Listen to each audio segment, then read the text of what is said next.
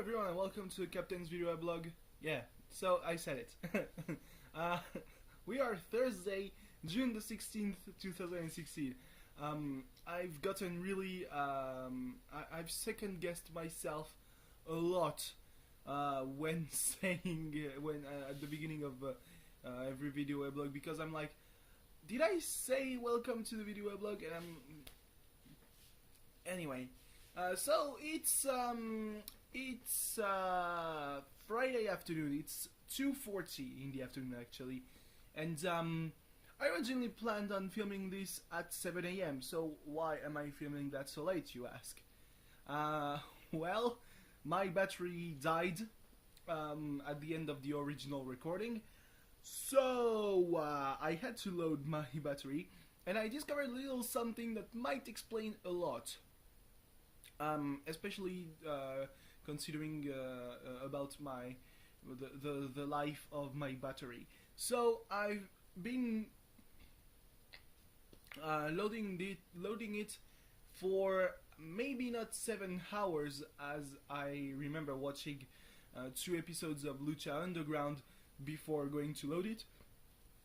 So probably more around 10 a.m. But still, 4 hours and a half. Obviously, I didn't expect it to be fully loaded. I went to see, just before filming that. So yeah, it was around 75-80% full.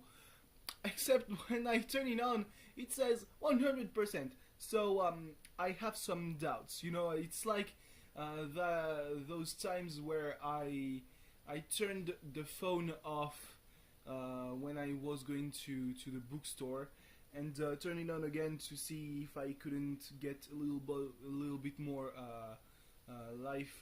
lifetime time for my battery, but it always, went back to 0 at one point. My phone has this thing, and it's been like that for 3 years. So it's something that I fully expect. That at 10%, if I'm doing something that drains the battery, it will turn off. It will say 0% good night, which is something that's obviously a little bit of not something that I especially like. All right, especially when you consider that sometimes if I manage to do something that doesn't need 10%, so when the Wi-Fi is not activated, the percentage goes down very quickly until the last percent, that can last up to 2-3 hours. Yeah. Which is, that's a lack of logic that I can't really understand. I have a bit of a sneeze that wants to come out, but that's a very bad thing. Holy shit. Anyway, there's this huge controversy in France about Paul Pogba, and I want to say that it's a huge controversy because I would want to say that, but actually it's not a controversy at all. Everyone likes Pogba, except the journalists. Why? Because he flipped them off after Dimitri Payet's goal against Albania, and the journalists, especially at the big newspaper called L'Equipe, aren't really, they want to stir up some shit. When the only ones that are being criticized with that gesture are the media. Like, France knows that this dude, Paul Pogba, is like 23 years old. He's young, he's put under a lot of pressure, and you expect him to be, basically Mr. Morals, which is something that will not happen. I mean, even Christophe Dugarry, who was bit older than him when in 1998, was heavily criticized by journalists, and when he scored the opening goal in the 1998 World Cup, not only did he, you know, stick his tongue out, but he also flipped everyone off. He said that the journalists were assholes, and that he benefited from, you know, this moment of being not exactly himself, to be more true to himself, not politically correct. And the irony in all that is that right now, he's one of the people asking for an apology from Paul Pogba, when there are still the images from this documentary called Les Yeux dans les Bleus, that's aired, that was recorded all over the course of 1998 of the World Cup, with the French national team. That doesn't give really a good image of pretty much everyone. Yeah, there's this thing about football in France. Is like football is seen as the lowest common denominator, and people who want to give themselves some kind of an image, well, they will shit on football and people who like football and footballers, because it's plebeians and all that. Why? I mean, one of our most renowned philosophers, writers, he even got the Literature Nobel Prize one year, and apparently, according to himself, he said that that's because the Academy wanted a French winner. Albert Camus, you might know him. He said that he didn't know a lot about morals and ethics and all that, but he said that his university, for all that, were drama stages, theater stages, which is understandable as someone who is an intellectual, but also football pitches, because he played in Algeria, where he comes from, for 2 clubs as a goalkeeper, because he comes from a poor family. So maybe that's the kind of answer you would expect from those guys, you know, the people who don't like football. Yeah, he was poor, obviously liked football. Shut up. Maybe that's why I like football. I mean, I won't say that I'm an intellectual, but people describe me as such. And that maybe it's because I'm from a poor background that I enjoy football and sports in general. I don't know. But yeah, Albert Camus played as goalkeeper because he was poor, and therefore he couldn't afford to ruin the soles of his shoes when he played football.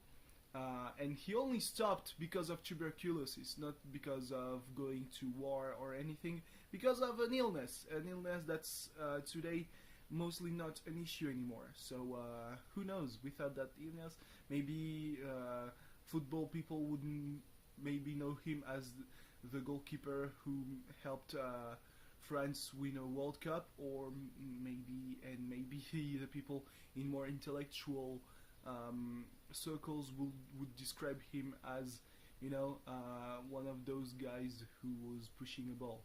And I'm not saying that it's only intellectuals. It's pretty much everyone that doesn't like foot will want to express it in the times of the Euro, for some reason, because football is everywhere, and it's understandable. I mean, it's in the Euro is organized in France. We're not asking for everyone to be like, hey, let's go France and let's go football and everything like that.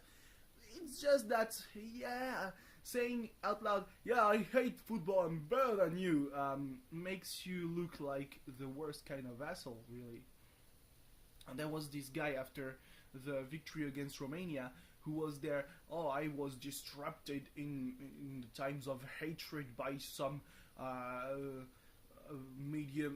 minimum wage people who were cheering about, you know, those rich assholes who were pushing a ball. And I was like, dude, you're like 40 years old. Don't be such an edgy teenager.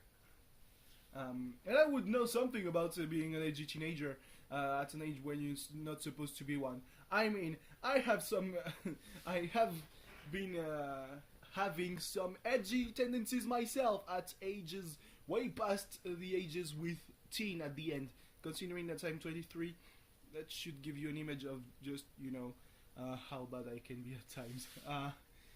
And I'm not saying that as, bragging about it. I'm just saying that sometimes I'm just kind of an asshole and I don't really like it. Anyway! So yeah, yesterday was really a strange day, and when I'm saying yesterday, it's because of the time frame being that it's Friday afternoon.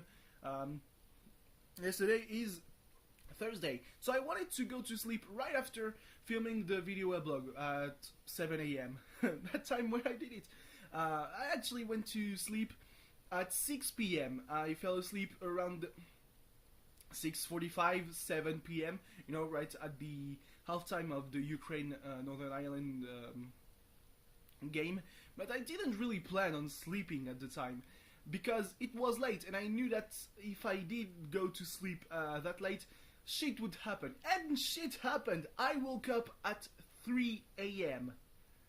So I'm not saying that missing, Northern Ireland's first victory in the European Championship is bad, or that missing Germany's game against Poland was bad, because it's 0-0. So I mean, I've seen that during the whole fucking season in France. So I'm not gonna sit through that for the only reason that it's Thomas Müller, Manuel Neuer, and Robert Lewandowski facing each other.